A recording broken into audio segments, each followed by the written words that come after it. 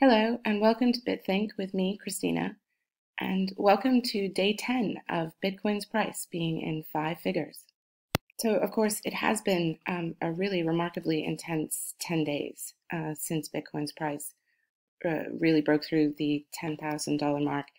And I, like many people in the communities, I think, have been suffering from a certain degree of sleep deprivation, since to a certain extent, my experience with Bitcoin from the very beginning has looked like this, and especially so in the last few days. So yesterday in particular was extremely intense in terms of price movement, and I was very busy, like many people were very busy, attending to all kinds of elements in both real life and crypto life. So I went to sleep last night, really with the plan to sleep for a good 10 hours. And when I woke up this morning and took the small people to the ferry to get to school, I was really curious as to what I would find when I came back to my office and started looking to see what was happening today. My general habit, like many people's, is to check in with where the volume is coming from and where in the world we are seeing activity and price spreads and so on. And so this morning, the thing that struck me is that I saw this entity, BitMex, which I was vaguely familiar with, sitting there right up at the very top with 17, 18% of the volume of trading in Bitcoin. So I started to look a little more carefully again at BitMex and discovered that, in fact, in terms of futures, we really do have a substantial player in the space already who is trading in futures, allowing people to trade in futures, but these are settled in Bitcoin, not dollars. So as I record this, having just refreshed the page, it's clear that BitMex is still accounting for the combination of Bitham and Bitfinex combined. If we look into BitMex, we discover that BitMex is a company that is located in the Seychelles. So the Seychelles is associated with, rightly so, some of the most beautiful beaches in the world, striking for their particular granite formation, world renowned for the quality of its waters, top destination for diving, and with a not particularly sophisticated and not particularly developed downtown. This is Victoria, the main city in Mahe, which is the main island in the Seychelles. So I'm lucky enough to have lived in the Seychelles for a period of time. During grad school, I decided to give medieval Renaissance history a break and went to the Seychelles and worked as a diving instructor. And so I can say that at least within the last 15 years, I have a pretty good personal knowledge of both the country and the people and the type of institutions, infrastructure, and orientation towards the legacy of their British legal framework that the Seychelles government and people have. So one of the things that's interesting about the Seychelles is that it does indeed have a legal framework and therefore a company's framework that is similar in its base to that of Bermuda and anywhere else that the British colonized or occupied for whatever period of time. And the advantage of this kind of legal framework is really substantial. It has proved to be a kind of jurisdictional competitive advantage for a lot of small nations, certainly since the Second World War, and Seychelles is no exception. Bermuda, of course, is also a great beneficiary of this framework, as is evidenced by both our reinsurance industry and the things that feed into the content of the Paradise Papers. The Seychelles, like Bermuda, is a very small, very isolated nation that has been able to create economic activity for its occupants, for its local populations through tourism. But it has also used its jurisdictional flexibility and whatever degree of autonomy that has derived from the type of social government organization that there is in the country to take advantage of whether you frame them as loopholes or spaces that are often described as tax haven-like, but it can also be legitimately described as tax competitive. The Seychelles has an established history of being a friendly place if you want to be able to do things with money or with companies that are extremely burdensome to do in other places. So there is a whole debate here, a whole area of discussion about whether or not the fact that a person or an entity is trying to operate in a more free, less regulatory environment, does that necessarily by definition mean that they are doing something suspect along the lines of, well, if you were innocent, you wouldn't seek to be out of surveillance or out of control mechanisms? And the whole area of discussion around whether or not Bitcoin as the internet of money is actually both forcing and creating the possibility for a kind of supranational redefinition of how global citizens pay taxes, how they guard their privacy, and so on. These are, and how they vote to decide on what the people of the planet using the internet of money decide is the fair and just thing to do. Well, that's really the subject of another video. It is worth pointing out, though, that it is not as simplistic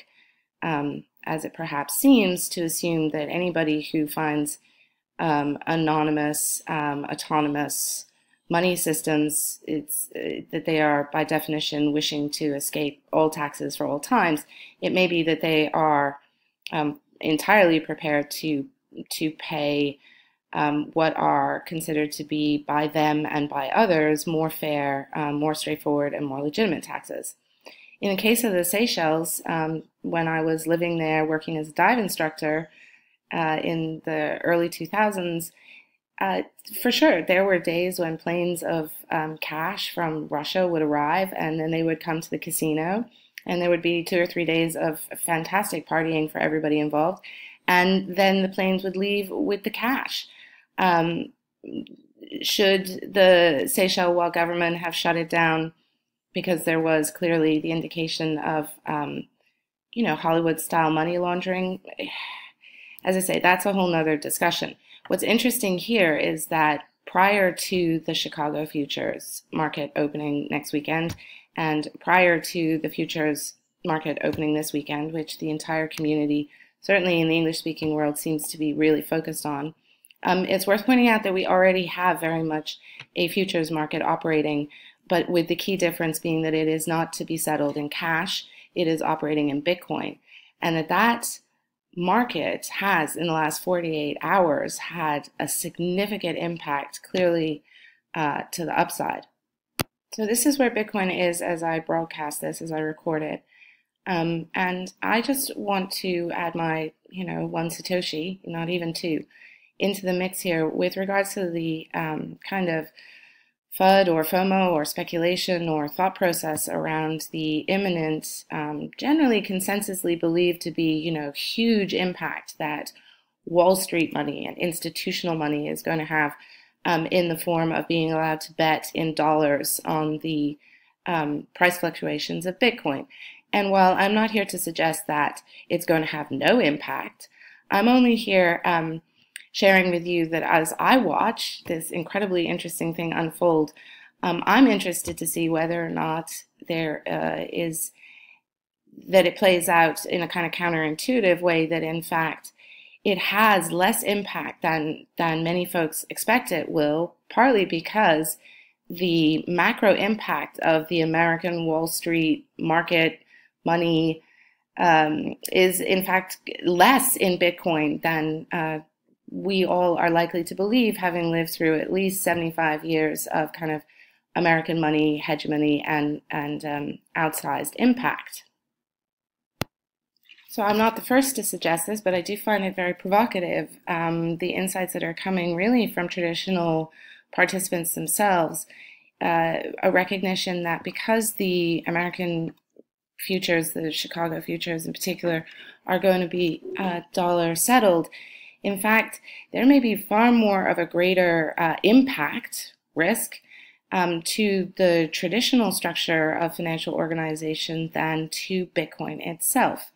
And I think it is worth keeping this in mind as we all kind of watch what happens in both traditional markets and Bitcoin market, remembering that, as I've been trying to point out this morning, a substantial amount of the Bitcoin price movement at the moment is flowing through an exchange which is absolutely derivatives organized. And speaking of traditional markets, here we can see the NASDAQ Composite Index for this past year. I do think that the conversation between Bitcoin, equity markets, traditional derivatives, emerging crypto derivatives market, they're all obviously intimately linked. And there is, it would be great to have data on how much flow there is out of equity markets, particularly the tech sector, into Bitcoin. It would be super interesting to speculate on whether or not you effectively have people hedging in Bitcoin because it is indeed the stock market that looks far more manipulated and far scarier precisely because of a lack of volatility. For any of you who have watched any earlier videos, you'll know that my position on volatility is that it is obviously a sign of emotion, and emotion is a sign of life. And so, of course, the most vibrant and functional and healthy markets are the ones that have a clear price mechanism for the expression of kind of composite and moving emotion. It's also the case, as Max Kaiser very recently pointed out, there is, of course, a way of looking at the rise in Bitcoin price as clear indication of the place in the market where the devaluation of the dollar will start to actually show up, as opposed to be theoretically known to be imminent. And so I would add into this mix the idea that one of the things that isn't, to my ear, not so much being talked about is that there may well be a degree of kind of pre-capital flight in the West going on by people who are for sure consciously aware of the fact that conditions may well come to exist in the West that are similar to countries like Venezuela and so on.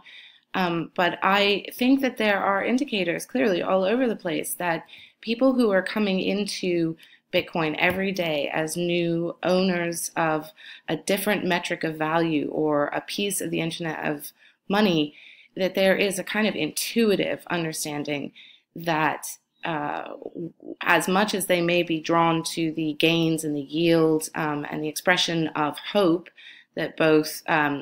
inflation and interest rates and so on express, there is a kind of protect, defensive, hunker down measure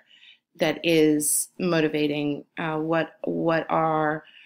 the frameworks that people who are coming to this in the first stages of mass adoption are bringing to it. Someone made a really good point, crypto investor, about the fact that we need to get the interface really simple. We also need to get the explanation really simple.